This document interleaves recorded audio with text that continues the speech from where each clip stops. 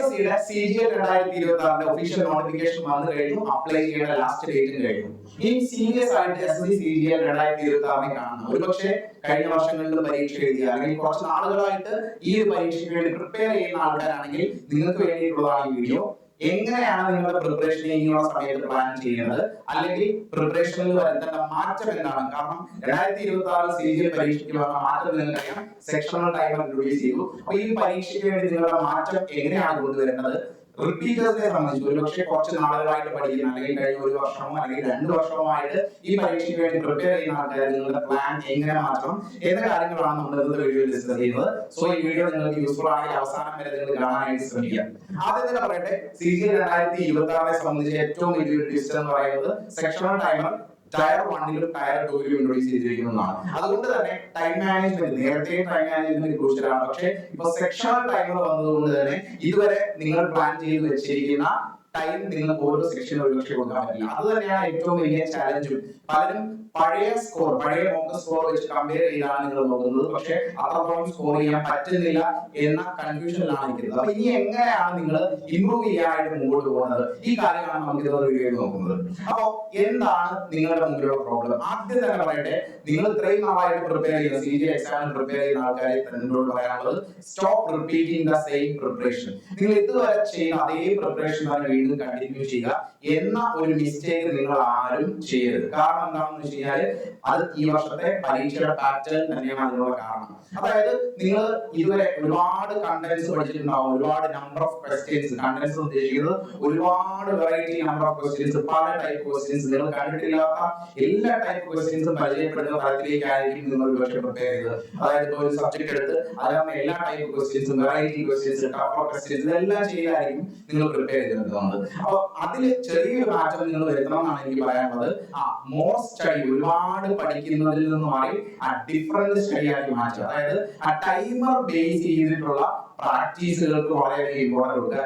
ചെയ്ത ചോദ്യങ്ങൾ തന്നെ വീണ്ടും റിപ്പീറ്റ് ചെയ്ത് പ്രോപ്പർ ടൈമിംഗ് കീപ്പ് ചെയ്യാൻ പറ്റുമോ എന്നുള്ള ഒരു അനാലിസിസ് നടത്തി മാത്രം പ്രത്യേകിച്ച് മാത്സും റീസണിങ്ങും സബ്ജക്റ്റുകൾ മുമ്പോട്ട് പ്രിപ്പയർ ചെയ്യുക. അപ്പോൾ ഇതുവരെ പഠിച്ചിരുന്ന പാറ്റേൺ നിങ്ങൾ ബൾക്കായിട്ട് ക്വസ്റ്റ്യൻസ് എടുത്ത് ചെയ്തിരുന്ന ആളാണെങ്കിൽ അവരോട് പറയാനുള്ളത്, നിങ്ങൾ ഇനിയും കൃത്യമായിട്ട് ടൈമർ വെച്ചുള്ള പ്രാക്ടീസ് വളരെ ഇമ്പോർട്ടന്റ് ആണ്. ഈ പ്രാക്ടീസ് ഭയങ്കര ഇമ്പോർട്ടന്റ് ആണ്. കാരണം നിങ്ങളുടെ മുമ്പിൽ കിട്ടുന്ന 15 മിനിറ്റിൽ നിങ്ങൾ എങ്ങനെ പെർഫോം ചെയ്യും എന്നുള്ളതനുസരിച്ചായിരിക്കും നിങ്ങളുടെ സ്കോർ വരുന്നത്.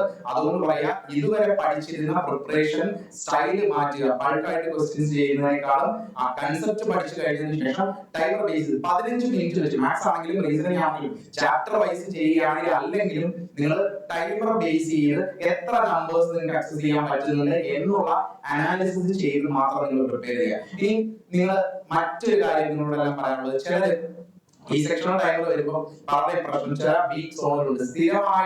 സ്ഥിരമായിട്ട് നിങ്ങൾക്ക് സ്കോർ ചെയ്യാൻ പറ്റാതെ, ചിലരെ സംബന്ധിച്ച് ചിലർ സിംപ്ലിഫിക്കേഷന്റെ ചോദ്യം കണ്ട അപ്പൊ തന്നെ സ്കിപ്പ് ചെയ്തായിരിക്കും. ചിലർ ജിയോമെട്രി അല്ലെങ്കിൽ ചിലർ ട്രിഗണോമെട്രി, ഇങ്ങനെ ഏതെങ്കിലും ഒരു ചാപ്റ്റർ കണ്ട അപ്പൊ തന്നെ സ്കിപ്പ് ചെയ്ത് പോകുന്ന ആൾക്കാരാണ്. അവരോട് പറയാനുള്ളത്, അറ്റാക്ക് വാട്ട് യു ഫിയർ. നിങ്ങൾ എന്ത് ഫിയർ ചെയ്യുന്നു അതിനെ അറ്റാക്ക് ചെയ്ത് പ്രിപ്പയർ ചെയ്യുക. നിങ്ങൾ സ്ഥിരമായിട്ട് അറ്റംപ്റ്റ് ചെയ്യാത്ത, നിങ്ങൾ പേടിക്കുന്ന അല്ലെങ്കിൽ നിങ്ങൾക്ക് ബുദ്ധിമുട്ടുണ്ടെന്ന് തോന്നുന്ന ആ ഒരു ഏരിയ തന്നെ ഇനിഷ്യലി, ഇപ്പൊ നിങ്ങളുടെ മുമ്പിൽ 2 മാസം അല്ലെങ്കിൽ അതിൽ കൂടുതൽ നിങ്ങളുടെ മുമ്പിൽ ഒരു വർഷം അല്ലെങ്കിൽ 1.5 മാസം എങ്കിലും ഉണ്ട്. അതുകൊണ്ടാണ് ഇപ്പൊ ചെയ്യാൻ പറ്റുന്ന ഒരു കാര്യം, അറ്റാക്ക് വാട്ട് യു ഫിയർ. നിങ്ങൾക്ക് ബുദ്ധിമുട്ടുള്ള ആ ഏരിയ കോൺസെൻട്രേറ്റ് ചെയ്ത് കൺസെപ്റ്റ് ആദ്യം പഠിക്കുക, എന്നിട്ട് ഈ ടൈമർ ബേസ് ചെയ്ത് പ്രാക്ടീസ് ചെയ്യുക. ഇത്തരത്തിലൊരു പ്രോപ്പർലി അനാലിസിസ് നടത്തി മാത്രം നിങ്ങൾ എല്ലാവരും പ്രിപ്പയർ ചെയ്യുക. പ്രത്യേകം പറയുന്നു, അനാലിസിസ് ദൃഢമായിട്ട് തന്നെ എല്ലാവരും പ്രിപ്പയർ ചെയ്യുക. അങ്ങനെ ചെയ്തില്ല എന്നുണ്ടെങ്കിൽ വീണ്ടും ഈ വർഷം നിങ്ങൾക്ക് എക്സാം ക്രാക്ക് ചെയ്യാൻ പറ്റാതെ വരും. സോ പ്രോപ്പർലി എല്ലാവരോടും പറയുന്നത്, ഇത്രയും നാൾ നിങ്ങൾ പ്രിപ്പയർ ചെയ്താൽ നിങ്ങളൊരു വഴിയൊന്നും മാറ്റുക. ഇതിൽ കണ്ടന്റ് പ്രിപ്പറേഷൻ ഒന്നും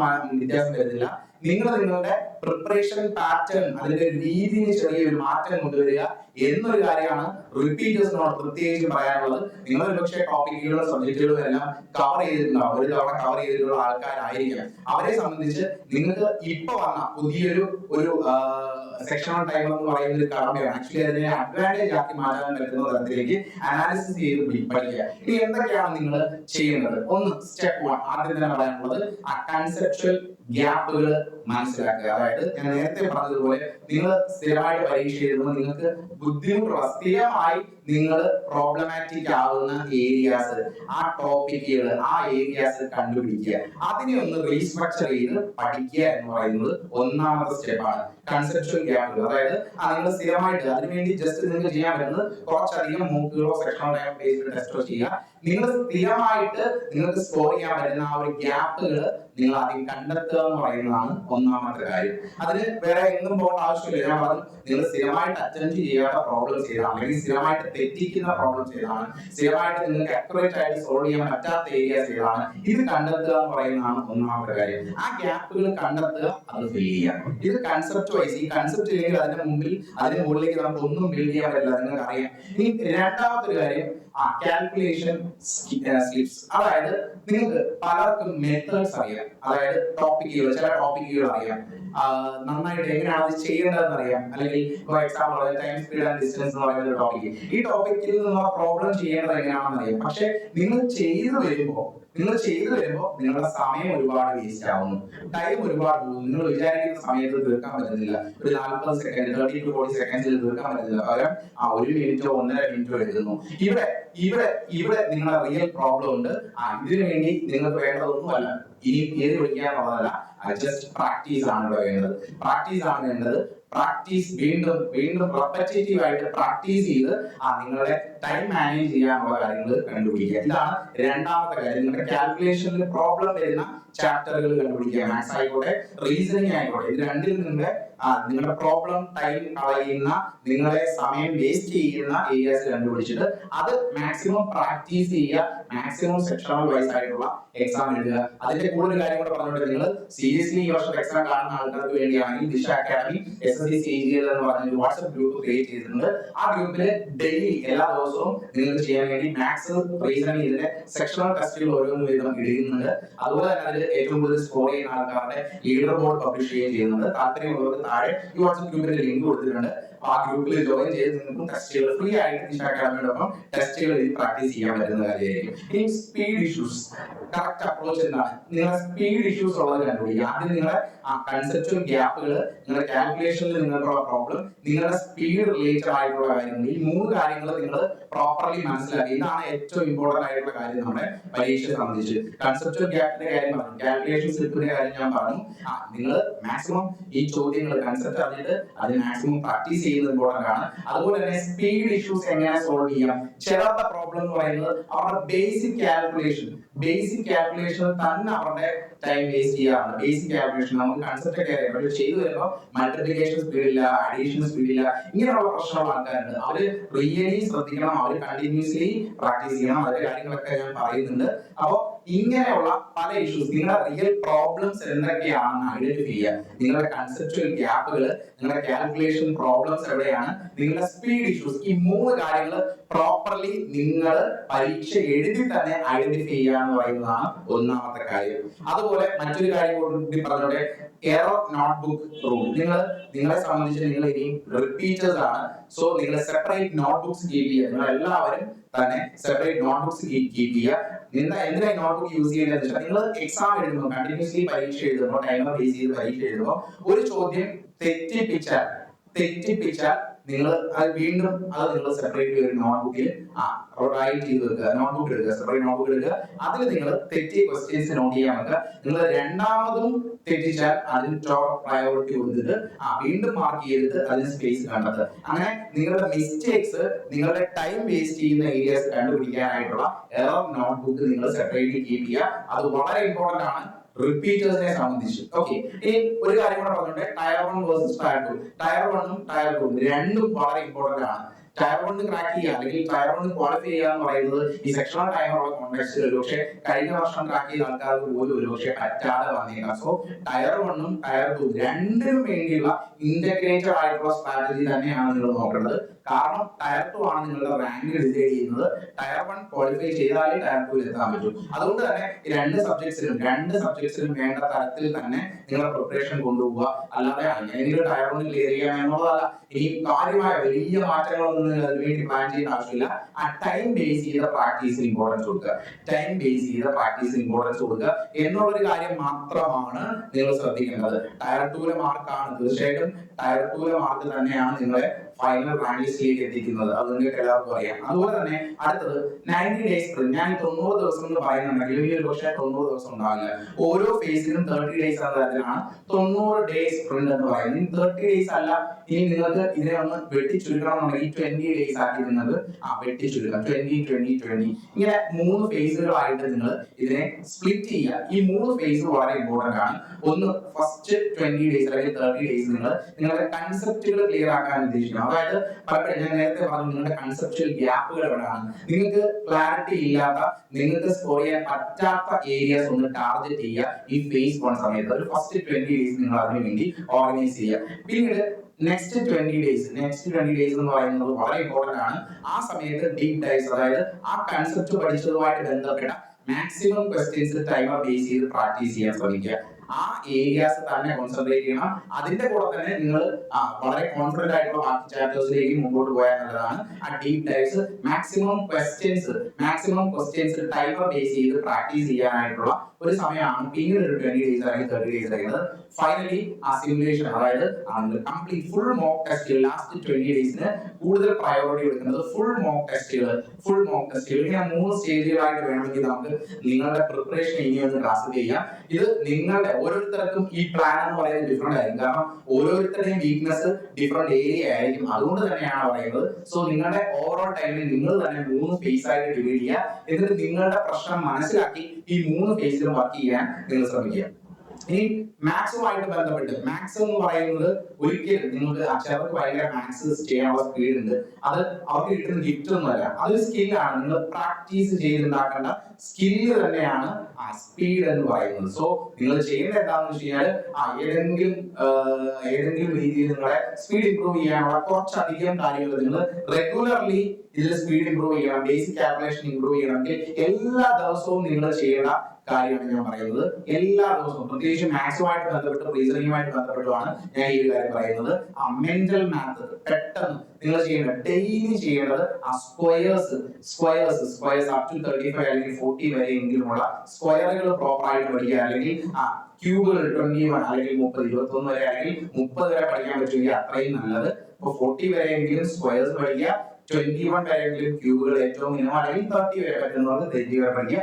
പിന്നെ percentage to fraction conversion, percentage 1/2 എത്ര പെർസെന്റേജ് ആണ്, അല്ലെങ്കിൽ 1/6 എത്ര പെർസെന്റേജ് ആണ്, 1/20 എത്ര പെർസെന്റേജ് ആണ്, അങ്ങനെ പെർസെന്റേജ് ടു ഫ്രാക്ഷൻ കൺവേർഷൻ പറയാറുണ്ട്. അതുപോലെ പൈതഗോറിയൻ ട്രിപ്ലെറ്റ്സ് ഐഡന്റിഫൈ ചെയ്യുക, അത് ഡെയിലി എഴുതി പഠിക്കുക. അതുപോലെ റാൻഡം അഡീഷൻ, റാൻഡം മൾട്ടിപ്ലിക്കേഷൻ, വെറുതെ കുറെ നമ്പേഴ്സ് എഴുതി റാൻഡം ആയിട്ട് മൾട്ടിപ്ലൈ ചെയ്യുക, അഡീഷൻ ചെയ്യുക. 2 ഡിജിറ്റ് നമ്പേഴ്സിനെ മൾട്ടിപ്ലൈ ചെയ്യുക, 3 ഡിജിറ്റ് നമ്പേഴ്സിനെ പെട്ടെന്ന് ആഡ് ചെയ്യുക. ഇങ്ങനെയുള്ള ഡെയിലി പ്രാക്ടീസുകൾ നിങ്ങളുടെ ഈ ഒരു പ്രിപ്പറേഷന്റെ ഭാഗമാക്കി നിങ്ങൾ എല്ലാവരും മാറ്റണം. വളരെ ഇമ്പോർട്ടന്റ് ആണ്. ഡെയിലി ഒരു 30 to 30 മിനിറ്റ്സ് എങ്കിലും 30 മിനിറ്റ് എങ്കിലും നിങ്ങൾക്ക് ഈ ഒരു കാൽക്കുലേഷൻ സ്പീഡ് നിങ്ങൾക്ക് ഇംപ്രൂവ് ചെയ്യാൻ വേണ്ടിയുള്ള ബേസിക് കാര്യങ്ങൾ വീണ്ടും റിപ്പീറ്റ് ചെയ്യുക. ഒരുപക്ഷെ നിങ്ങളുടെ പ്രിപ്പറേഷന്റെ സ്റ്റാർട്ടിംഗ് സ്റ്റേജിൽ നിങ്ങളൊക്കെ ചെയ്തതായിരിക്കും, വീണ്ടും റിപ്പീറ്റ് ചെയ്യാനാണ് ഞാൻ നിങ്ങളോട് പറയുന്നത്.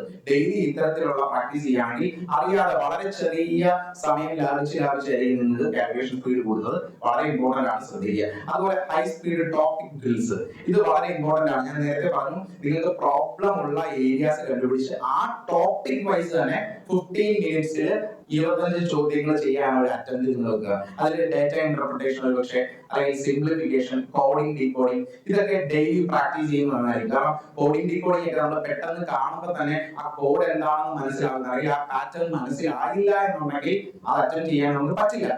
അതിനെപ്പറ്റി പിന്നെ ചിന്തിക്കാനുള്ള സമയമില്ല. അതുകൊണ്ട് ഇങ്ങനെയുള്ള ടോപ്പിക്, കോഡിംഗ്, ഡീകോഡിംഗ്, സിംപ്ലിഫിക്കേഷൻ വളരെ ഇമ്പോർട്ടന്റ് ആണ്. നമുക്ക് പെട്ടെന്ന് അത് എങ്ങനെയാണ് സിംപ്ലിഫൈ ചെയ്യാൻ പറ്റുന്ന ഐഡിയ കിട്ടണം. അതുകൊണ്ട് ഈ ചാപ്റ്റേഴ്സ്, ഡാറ്റ ഇന്റർപ്രിട്ടേഷൻ ആയിക്കോട്ടെ, സിംപ്ലിഫിക്കേഷൻ ആയിക്കോട്ടെ, കോഡിംഗ്, ഡീകോഡിംഗ് ആയിക്കോട്ടെ, ഇതൊക്കെ ഡെയിലി പ്രാക്ടീസ് ചെയ്യണം. ടൈമർ വെച്ചിട്ടേ പ്രാക്ടീസ് ചെയ്യാൻ പാടുള്ളൂ. 25 ചോദ്യങ്ങൾ എടുക്കുക, ചാപ്റ്ററിൽ 25 ചോദ്യങ്ങൾ എടുക്കുക, 15 മിനിറ്റിൽ അത് അറ്റൻഡ് ചെയ്യാൻ പറ്റുന്നത് നോക്കുക. അങ്ങനെ തന്നെ ഇതിനെ കാണാൻ പാടുള്ളൂ. അല്ലാതെ ഒരു കാരണവശാലും ബൾക്ക് ക്വസ്റ്റ്യൻ 100 ചോദ്യം എടുത്തു ഇരുന്ന് ചെയ്തു എങ്ങനെ തരത്തിലേക്ക് ആരും ചെയ്യരുത്. അതുകൊണ്ട് തന്നെ പറയാം. അതുപോലെ നെക്സ്റ്റ് പാറ്റേൺ റെക്കഗ്നിഷൻ മനസ്സിലാക്കുക. അതായത് SSC പരീക്ഷകൾ നോക്കിയാൽ നിങ്ങൾക്ക് മനസ്സിലാവും, പ്രീവിയസ് ഇയർ ക്വസ്റ്റ്യൻസ് നോക്കിയാൽ ആ പല ടൈപ്പ് ഓഫ് ക്വസ്റ്റ്യൻസ് വീണ്ടും റിപ്പീറ്റ് ചെയ്യുന്നുണ്ട്. അതുകൊണ്ട് തന്നെ മാക്സിമം പ്രീവിയസ് ഇയർ ക്വസ്റ്റ്യനെ ബേസ് ചെയ്ത് തന്നെ നിങ്ങൾ ഡ്രിൽ ചെയ്യുക, അല്ലെങ്കിൽ മാക്സിമം ക്വസ്റ്റ്യൻസ് ചെയ്യാനായിട്ട് നിങ്ങൾ ശ്രമിക്കുക. സോ ഇത് ലാസ്റ്റ് ഇയറിലുള്ള ഒരു എക്സാം പാറ്റേൺ നോക്കിയിട്ട് നമുക്ക് ഇപ്പൊ ആസ് ഓഫ് നൗ ചെയ്യാൻ പറ്റും. നമുക്ക് സെലക്ഷൻ പോസ്റ്റ്, ഈ വർഷത്തെ സെക്ഷണൽ ടൈമർ വന്നിട്ട് വരുന്ന സെലക്ഷൻ പോസ്റ്റിന്റെ പരീക്ഷ വരുന്നുണ്ട്. ആ പരീക്ഷയുടെ ഒരു പാറ്റേൺ ഒബ്സർവ് ചെയ്ത് നമുക്ക് കുറച്ചുകൂടി ക്ലാരിറ്റിയിൽ ക്വസ്റ്റ്യൻസിന്റെ പാറ്റേൺ ചേഞ്ച് ഉണ്ടോ എന്നുള്ളത് മനസ്സിലാക്കാം. സോ അത് വളരെ ഇമ്പോർട്ടന്റ് ആണ്. നിങ്ങളുടെ സ്പീഡ് മാനേജ് ചെയ്യുന്നതുമായിട്ട് ബന്ധപ്പെട്ട്, നമ്മൾ സ്മാർട്ട് ആയിട്ട് വർക്ക് ചെയ്യുന്നതുമായിട്ട് ബന്ധപ്പെട്ട്. ഈ ഇംഗ്ലീഷ് സബ്ജക്ട് മാക്സിമം റീസണിംഗ് ആണ് നമ്മളിപ്പോ പറഞ്ഞത്. ഇംഗ്ലീഷ് സബ്ജക്റ്റിനെ സംബന്ധിച്ച് പലരും അതിനെ കൺസിഡർ ചെയ്യാത്തൊരു സബ്ജക്റ്റാണ്. പക്ഷേ വളരെ ഇമ്പോർട്ടന്റ് ആണ്. ഇവിടെ കോംപ്രിഹെൻഷൻ പോലെയുള്ള ഏരിയാസ് വരികയാണെങ്കിൽ ഒരു പക്ഷേ അങ്ങനെയാണ് എക്സ്പെക്ട് ചെയ്യേണ്ടത്. ഇവിടെയും ടൈം ഒരു കടമ്പയാവാൻ സാധ്യതയുണ്ട്. നല്ല പാസേജുകളൊക്കെ വന്നാൽ ഒരുപക്ഷെ നിങ്ങൾക്ക് സമയം പോകാൻ സാധ്യതയുണ്ട്. അതുകൊണ്ട് നിങ്ങളോട് പറയാനുള്ളൂ, വൊക്കാബുലറി അങ്ങനെയുള്ള കാര്യങ്ങൾ നമുക്ക് വേണമെങ്കിൽ കാണാതെ പഠിക്കുക. കോണ്ടെക്സ്റ്റ് ബേസ് ചെയ്ത് വൊക്കാബുലറിയും അങ്ങനെയുള്ള കാര്യങ്ങൾ കാണാതെ പഠിക്കാൻ പറ്റും. പക്ഷേ നിങ്ങൾക്ക് കോംപ്രിഹെൻഷൻ ബേസ് ചെയ്തിട്ടുള്ള കാര്യങ്ങൾ വരുമ്പോൾ അതിൽ നിങ്ങൾക്ക് സ്കോർ ചെയ്യാൻ സാധിക്കണമെങ്കിൽ നിങ്ങൾ ഡെയിലി എഡിറ്റോറിയൽ റീഡിംഗ് നിങ്ങളുടെ ഒരു ശീലമാക്കി മാറ്റുക. ഒരു 30 മിനിറ്റോളം റീഡിംഗ് സ്കില്ലുകൾ നിങ്ങൾ ഇംപ്രൂവ് ചെയ്യാൻ വേണ്ടി മാക്സിമം എല്ലാവരും ഈ ഒരു ടാസ്ക് റീഡ് ഡെയിലി എഡിറ്റോറിയൽസ് നിങ്ങൾക്ക് വായിക്കാം. അല്ലെങ്കിൽ നിങ്ങൾക്ക് മറ്റു പല പ്ലാറ്റ്ഫോംസ് ഉണ്ട്, മറ്റു പല ടെലഗ്രാം ചാനലുകളിലൊക്കെ നമുക്ക് ഡെയിലി എഡിറ്റോറിയൽ വായിക്കാനുള്ള സെപ്പറേറ്റ് PDF തരുന്ന ചാനൽസ് ഉണ്ട്. ആ ചാനൽസ് ഇംഗ്ലീഷ് മാധ്യമം പോലെയുള്ള ചാനലുകളുണ്ട്. ആ ചാനലുകളിൽ നിന്നുള്ള PDF ഡെയിലി വായിക്കുക. ഇത് നിങ്ങളെ കുറെ കൂടെ നിങ്ങളുടെ റീഡിംഗ് സ്കില്ലുകൾ ഷാർപ്പനാക്കാൻ ഹെൽപ്പ് ചെയ്യും. ഇനി ഒരുപാട് വാക്കുകൾ കാണാതെ പഠിക്കുന്നതിനേക്കാളും ഈ എഡിറ്റോറിയൽ വായിക്കുന്നത് ഇത്തരത്തിലുള്ള വായന കൊണ്ട് നിങ്ങളുടെ വൊക്കാബുലറി നിങ്ങൾക്ക് സ്ട്രോങ് ആക്കാൻ, നിങ്ങൾക്ക് ഓർത്തിരിക്കാനായിട്ട് ഹെൽപ്പ് ചെയ്യും. അപ്പൊ അത് നിങ്ങൾ മസ്റ്റ് ആയിട്ട് ചെയ്യേണ്ട ഒരു കാര്യമാണെന്ന് തന്നെയാണ് ഞാൻ പറയുന്നത്. റീഡിംഗ് സ്കില്ലുകൾ ഭയങ്കര ഇമ്പോർട്ടന്റ് ആണ്. ടയർ 2 എത്തുമ്പോഴാണെങ്കിലും നിങ്ങൾക്ക് ഏറ്റവും വെയിറ്റേജ് ഉള്ള സബ്ജക്റ്റ് ആണ്. ടയർ 1 മാത്രമല്ല, ടയർ 2 എത്തുമ്പോഴും ഏറ്റവും വെയിറ്റേജ് ഉള്ള ഇംഗ്ലീഷ് ആണ്. സോ ഈ ഡെയിലി റീഡിംഗ് സ്കില്ല് അല്ലെങ്കിൽ ഡെയിലി റീഡിംഗ് നിങ്ങളെ ശീലമാക്കുക. നിങ്ങൾ ഉറപ്പായിട്ട് ചെയ്യേണ്ടതാണ്. പിന്നെ അതുപോലെ ചില ടോപ്പിക്കുകളുണ്ട് ഇംഗ്ലീഷുമായിട്ട് ബന്ധപ്പെട്ട ആക്റ്റീവ്, പാസീവ്, ഡയറക്റ്റ്, ഇൻഡയറക്റ്റ്. ഇതൊക്കെ നമുക്ക് ഉറപ്പായിട്ടും പ്രെഡിക്റ്റ് ചെയ്യാൻ പറ്റുന്ന ഏരിയ തന്നെയാണ്. നമുക്ക് അതിന് ചോദ്യമുണ്ട്, ഗ്യാരണ്ടീഡ് മാർക്സ് ആണ്. പക്ഷെ ചിലപ്പോ ഒരുപക്ഷെ അത് നിങ്ങൾ പ്രാക്ടീസ് ചെയ്തില്ല എന്നുണ്ടെങ്കിൽ നിങ്ങളുടെ ടൈം അതിന് കളയാനായിട്ടുള്ള ചെറിയ സാധ്യതയുണ്ട്. അതുകൊണ്ട് properly active and passive, direct, indirect നമുക്ക് നന്നായിട്ട് മാർക്ക് സ്കോർ ചെയ്യാൻ പറ്റുന്നതാണ്. ആ ചാപ്റ്റേഴ്സിന് ഒന്നുകൂടി ശ്രദ്ധ കൊടുക്കാൻ എല്ലാവരും ശ്രമിക്കുക. ഇനി ജനറൽ അവയർനെസ്സിനെ സംബന്ധിച്ച് എല്ലാവർക്കും ഒരുപാട് പേർക്ക് ബുദ്ധിമുട്ടുള്ളത് ജനറൽ അവയർനെസ് ആണ്. ഈ ജനറൽ അവയർനെസ് എങ്ങനെ നിങ്ങൾ പ്ലാൻ ചെയ്യുന്നു എന്നുള്ളതിനനുസരിച്ചിട്ടായിരിക്കും നിങ്ങൾക്ക് നിങ്ങളുടെ സ്കോർ. ഒരുപക്ഷെ റാങ്ക് ഡിസൈഡ് ചെയ്യുന്നത് ജനറൽ അവയർനെസ് ആയിരിക്കും പലപ്പോഴും പല പരീക്ഷകളിലും. അതുകൊണ്ട് തന്നെ നിങ്ങൾക്ക് വെയിറ്റേജ് മനസ്സിലാക്കി പ്രോപ്പർലി പ്രീവിയസ് ഇയർ ക്വസ്റ്റ്യൻസിന്റെ അനാലിസിസിനെ ബേസ് ചെയ്ത് മാത്രം നിങ്ങൾ GK പഠിക്കുക എന്ന് തന്നെ പറയാം. സോ അത്തരത്തിലുള്ള വീഡിയോസ് ദിശ അക്കാഡമിയുടെ യൂട്യൂബ് ചാനലിൽ നമ്മൾ കുറെ ക്ലാസ് സീരീസുകൾ ചെയ്യുന്നുണ്ട്. വിദ്യാഭ്യാസത്തിന്റെ ക്ലാസ്സസ് ഒക്കെ നിങ്ങൾക്ക് പ്രോപ്പർലി അനാലിസിസ് ബേസ് ചെയ്തിട്ടുള്ള ക്ലാസ് ആണ്. ഇത് നോക്കി നമുക്ക് വെയിറ്റേജ് മനസ്സിലാക്കി പ്രയോറിറ്റി കൊടുത്ത് തന്നെ GK പഠിക്കുക. ആ സിലബസ് മൊത്തം കവർ ചെയ്യാം എന്ന് ചിന്തിക്കാനുള്ള സമയമില്ല.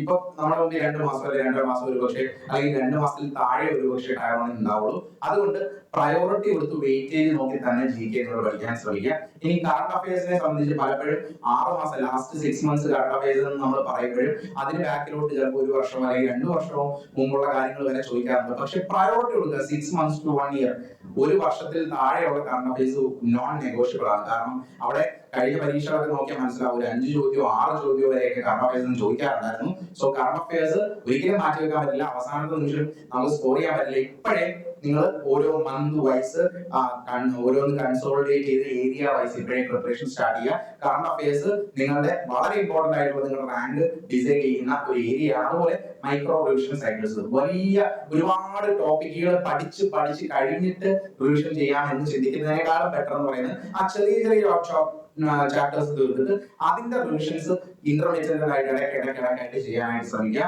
ഒരുപാട് ടോപ്പിക്ക് തീർത്തിട്ട് ഒരു ടോപ്പിക്ക് മൊത്തം തീർത്തു, അല്ലെങ്കിൽ ഹിസ്റ്ററി മൊത്തം, മോഡേൺ ഹിസ്റ്ററി മൊത്തം തീർത്തിട്ട് അതിന്റെ റിവിഷൻ ചെയ്യാനാണ് ചിന്തിക്കുന്നതിനേക്കാൾ ബെറ്റർ ആ ചെറിയ ടോപ്പിക്കുകൾ തീരുന്നതനുസരിച്ചിട്ട് മൈക്രോ റിവിഷൻ സൈക്കിൾസ് നിങ്ങൾ ഓർഗനൈസ് ചെയ്യുക. ഇത് നിങ്ങളുടെ നിങ്ങളുടെ മെമ്മറിയിൽ GK കൊണ്ടുവരാനായിട്ട് തീർച്ചയായിട്ടും ഹെൽപ്പ് ചെയ്യും. സോ ഇത്തരത്തിലുള്ള കാര്യങ്ങൾ GK പ്രിപ്പറേഷനുമായിട്ട് ബന്ധപ്പെട്ട് നോക്കുക.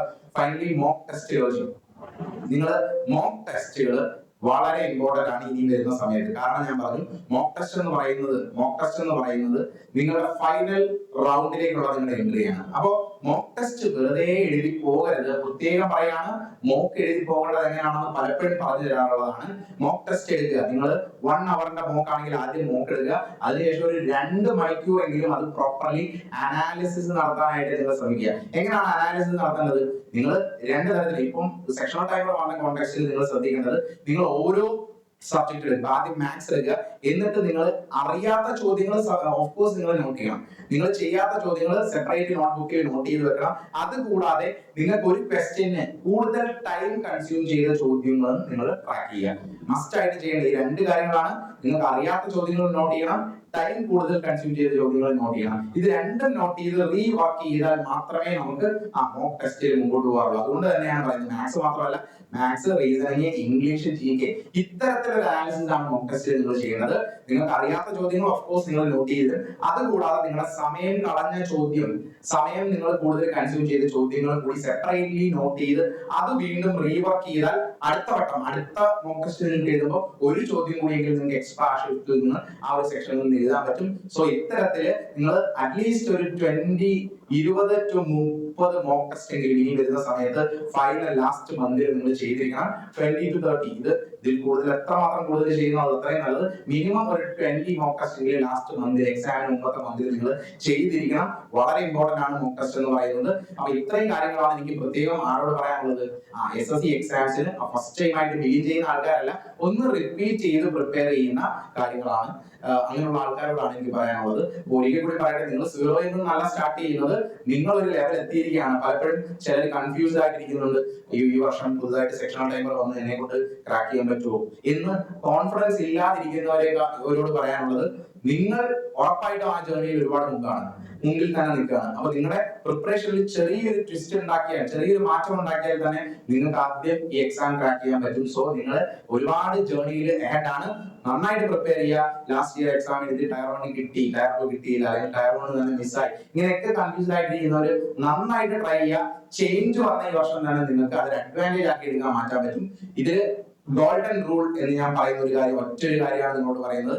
നിങ്ങൾ മോക്ക് ടെസ്റ്റ് എഴുതി നിങ്ങളുടെ എറർ അനാലിസിസ് ചെയ്ത് നിങ്ങളുടെ സ്ട്രെങ്തും വീക്ക്നെസ്സും മനസ്സിലാക്കി അതിന്റെ അനാലിസിസ് ബേസ് ചെയ്ത് തന്നെ നിങ്ങൾ പ്ലാൻ എക്സിക്യൂട്ട് ചെയ്യുക. ഓരോരുത്തർക്കും ഡിഫറെന്റ് പ്ലാൻ ആയിരിക്കും വേണ്ടത്. അത് ഓരോരുത്തരുടെയും ഒരു ലെവൽ നോക്കിയിട്ട് മാത്രമേ നമുക്ക് പറയാൻ പറ്റൂ. അതുകൊണ്ട് നിങ്ങളോട് പറയാനുള്ളത്, നിങ്ങൾ എക്സാം എഴുതി നിങ്ങളുടെ പ്രോബ്ലം കണ്ടെത്തി നിങ്ങൾ അനാലിസിസ് ചെയ്ത് വേണം നിങ്ങളുടെ പ്ലാൻ എക്സിക്യൂട്ട് ചെയ്യാൻ. അങ്ങനെ ചെയ്യാതെ റാൻഡം ആയിട്ട് പ്രിപ്പയർ ചെയ്യുക, അല്ലെങ്കിൽ മറ്റൊരാളുടെ പ്ലാൻ നിങ്ങൾ ഫോളോ ചെയ്യുകയോ ചെയ്താൽ നിങ്ങൾക്ക് ഓവറോൾ ഈ എക്സാം ക്രാക്ക് ചെയ്യാൻ വീണ്ടും പറ്റാതാവും. സോ എല്ലാവരോടും പറയുന്നത്, നിങ്ങൾ എല്ലാവരും റിപ്പീറ്റേഴ്സിന് വേണ്ടി ചെയ്തതാണ്.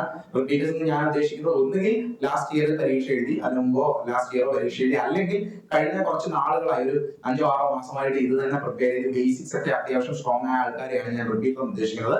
ഇത്തരത്തിൽ നിങ്ങൾ നിങ്ങളുടെ പ്രിപ്പറേഷനെ പ്ലാൻ ചെയ്ത് നോക്കുക. തീർച്ചയായിട്ടും അത് മാറ്റം വരും. നിങ്ങളുടെ പ്രിപ്പറേഷൻ നല്ല സ്കോർ കിട്ടുകയും നിങ്ങൾ ടയർ 1 ക്ലിയർ ചെയ്യാൻ പറ്റുകയും ടയർ 2ലേക്ക് നല്ല സ്കോറിലേക്ക് എത്താൻ പറ്റും. സോ ഈ വീഡിയോ നിങ്ങൾക്ക് യൂസ്ഫുൾ ആയെന്ന് കരുതുന്നു. Thank you for watching the video. ഒരിക്കൽ കൂടി പറഞ്ഞോട്ടെ, നിങ്ങൾ ദിശ അക്കാഡമിയോടൊപ്പം ഫ്രീ ടെസ്റ്റ് സീരീസുകൾ എഴുതി പ്രാക്ടീസ് ചെയ്യണമെന്ന് ആഗ്രഹിക്കുന്നുണ്ടെങ്കിൽ അതിന് സെപ്പറേറ്റ് ഒരു വാട്സ്ആപ്പ് ഗ്രൂപ്പ് നമ്മൾ സ്റ്റാർട്ട് ചെയ്തിട്ടുണ്ട്. ആ ഗ്രൂപ്പിന്റെ ലിങ്ക് താഴെ കൊടുത്തിട്ടുണ്ട്. അവിടെ ഡെയിലി മാത്സിന്റെയും റീസണിങ്ങിന്റെയും സെക്ഷണൽ ടെസ്റ്റുകൾ ഇപ്പൊ പോകുന്നുണ്ട്. കുറച്ചുകൂടി കഴിയുമ്പോൾ ഫുൾ മോക്കിൽ നമ്മൾ ആ ഒരു ഗ്രൂപ്പിൽ പോകാനായിട്ട് പ്ലാൻ ചെയ്യുന്നുണ്ട്. അപ്പൊ താല്പര്യമുള്ളവർ ആ ഗ്രൂപ്പിൽ ജോയിൻ ചെയ്തോളാം. അങ്ങനെ ജോയിൻ ചെയ്താൽ നിങ്ങൾക്കും ഫ്രീ ആയിട്ട് ടെസ്റ്റുകൾ എഴുതാം. നിങ്ങൾ ടോപ്പ് സ്കോറിൽ നിന്ന് എത്ര സ്കോർ കുറവാണ്, അല്ലെങ്കിൽ ടോപ്പ് സ്കോറിൽ എത്താൻ വേണ്ടി എന്താണ് ചെയ്യേണ്ടതെന്ന് നിങ്ങൾക്ക് അനലൈസ് ചെയ്ത് മുമ്പോട്ട് പോകാനായിട്ട് ഹെൽപ്പ് ചെയ്യും. സോ ഈ വീഡിയോ എല്ലാവർക്കും യൂസ്ഫുൾ ആയെന്ന് കരുതുന്നു. Thank you for watching.